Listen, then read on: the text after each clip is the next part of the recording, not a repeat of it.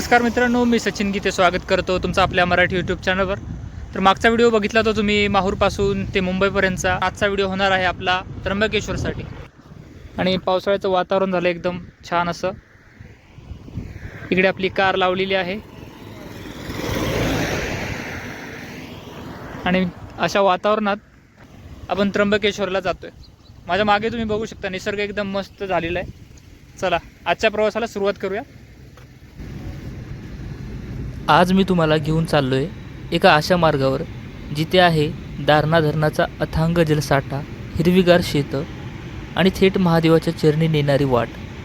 साकूर फाटा ते त्र्यंबकेश्वर वाया अस्वली आणि वाडीवरे। चला तर मग निघूया या सुंदर प्रवासाला। इथे बघू शकता 5:45 झालेत संध्याकाळचे।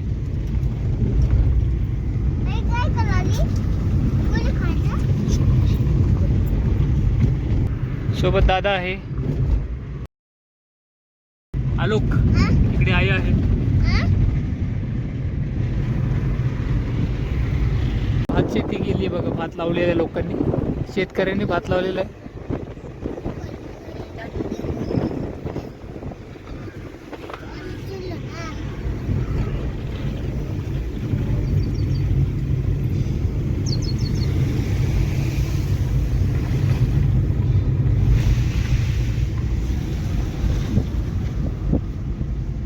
साकूर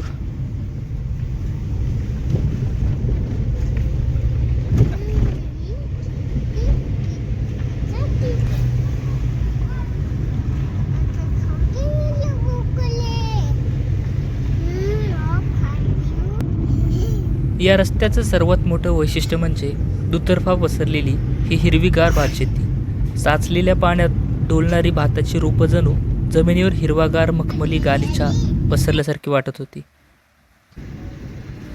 या रस्त्याची भारी गोष्ट म्हणजे गाडीतूनच दारणा धरणाचा हा व्ह्यू मिळतो। गाडी थांबवायचीही गरज नाही, चालत्या गाडीतूनच काठोकाठ भरलेलं पाणी आणि आजूबाजूचा परिसर खूप छान दिसतो।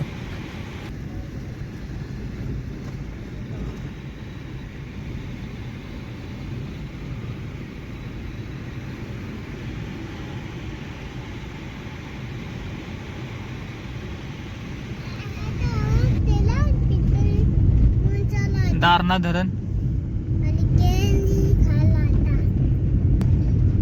दारणा धरणाची दरवाजे।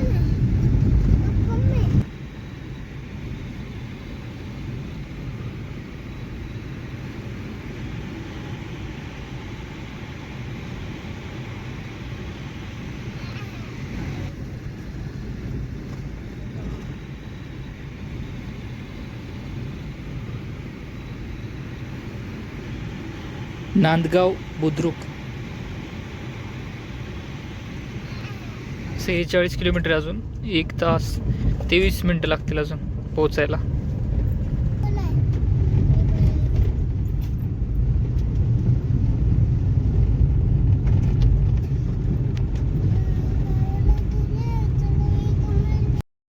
प्रवास करत करत आता अस्वली गाव आलं। या गावाजवळच रेल्वे स्टेशन आहे आणि योगायोगाने तिथून एक ट्रेनही जाताना दिसली।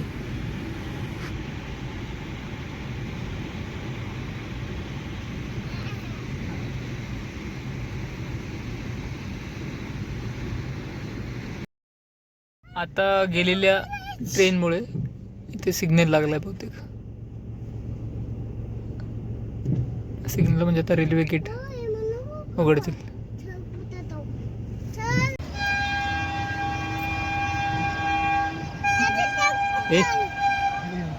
20 मिनिटापासून थांबलो या ट्रेनसाठी।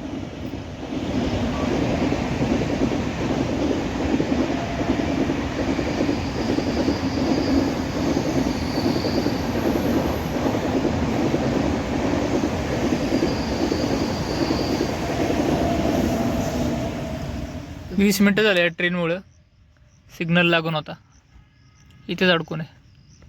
नाही वरून आली, अजून एक ट्रेन आली बघा, मालगाडी। अजून एक आता तिसरी ट्रेन आली बघा। अर्धा पाऊण तास झाला इथेच अडकून बसलो.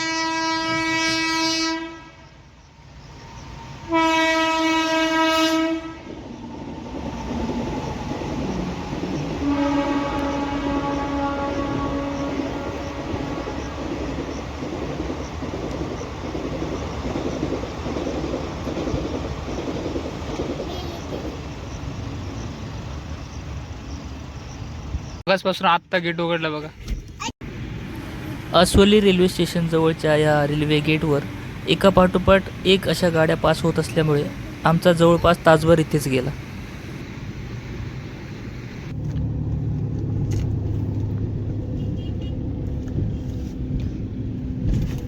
गेट उघडताच एक चांगली गोष्ट दिसली.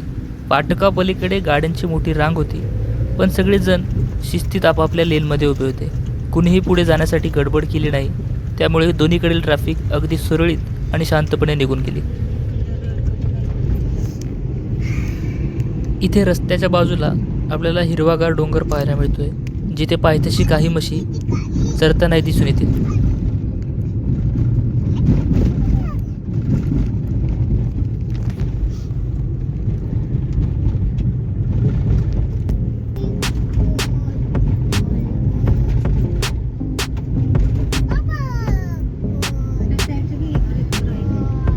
या साईडला बघ धुकं आहे सगळं तिकडे.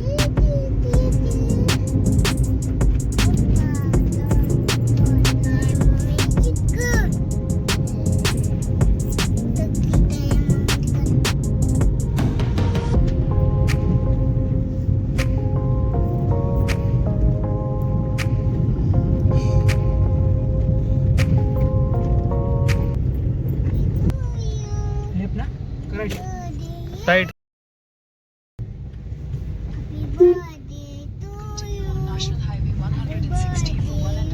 National highway 160. वाडीवरेच्या अलीकडे थोड्या वेळासाठी हा नॅशनल हायवे 160 हायवे लागतो.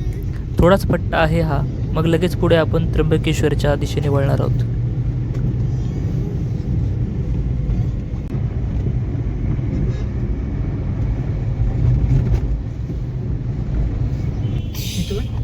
हा इथून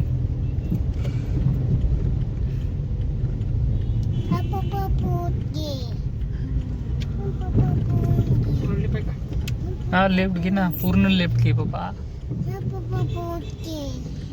लालपरी.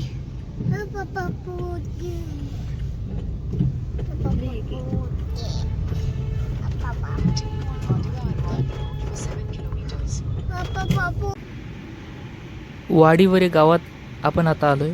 इथूनच मुंबई नाशिक महामार्गाचा भाग संपून थेट त्र्यंबकच्या दिशेने जाणारा आतला सुंदर पट्टा सुरू होतो. हे गाव नाशिक मुंबई महामार्गावर इगतपुरी तालुक्यात येतं. जुन्या काळापासून हे नाशिक, इगतपुरी आणि त्र्यंबकेश्वर या तिन्हींना जोडण्याचं एक महत्त्वाचं ग्रामीण केंद्र राहिलेलं आहे.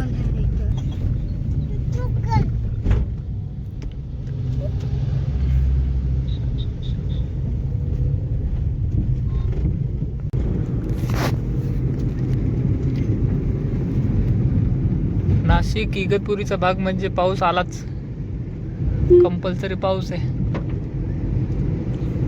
वातावरण पण मस्त एकदम.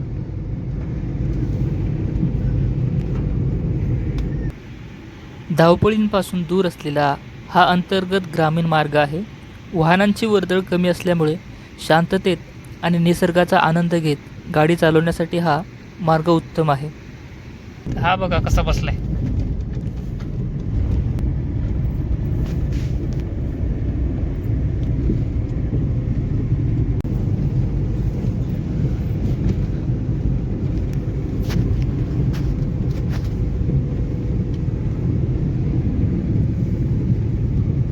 वाडीवरे पार केल्यावर पुढच्या पुलावरून गाडी जाताना पाण्याचा हा विस्तीर्ण साठा समोर येतो.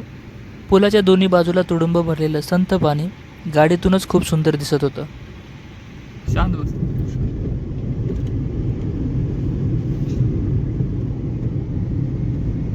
सावकाश रे भाऊ, आपला इंडिकेटर देत नाही. रेकॉर्ड झालं.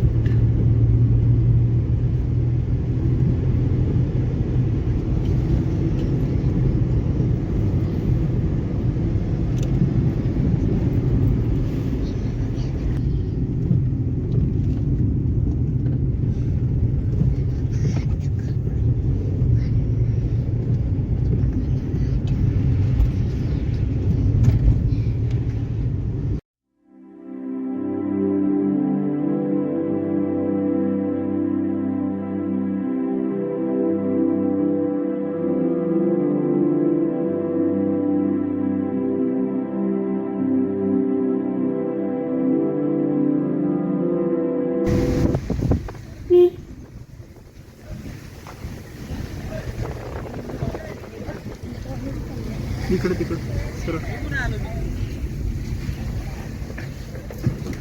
इथे ते तळ आहे ते जवळ सीन मस्त आहे बघा.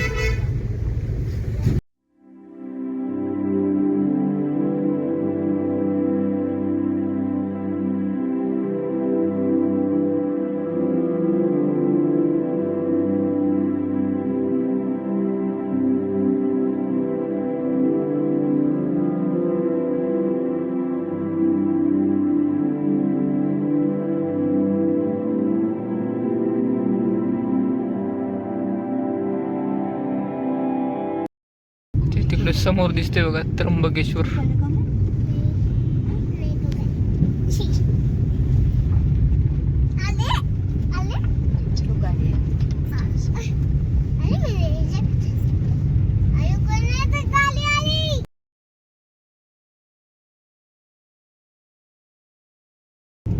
त्र्यंबकेश्वरच्या जवळ पोहोचताच समोर 2 भव्य पर्वत दिसायला लागतात. एक म्हणजे गोदावरीचे उगमस्थान असलेला पवित्र Brahmagiri Anjaneri,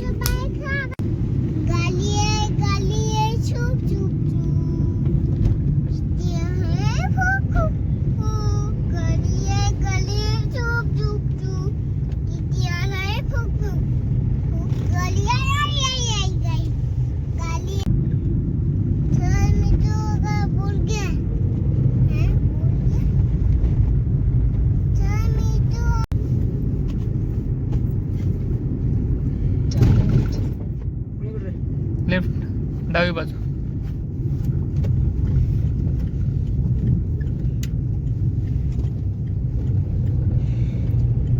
Continue on National Highway 116 1.5 kilometers. 1.8 kilometre राहिले. आणि अखेर आपण आता त्र्यंबकेश्वरमध्ये पोहोचलो आहोत. साकूर फाट्यापासून सुरू झालेला हा सुंदर निसर्गरम्य प्रवास महादेवाच्या चरणी येऊन पूर्ण होतोय. तर पोचलोय आपण त्र्यंबकेश्वरमध्ये. ते सेविकरी निवास आहे.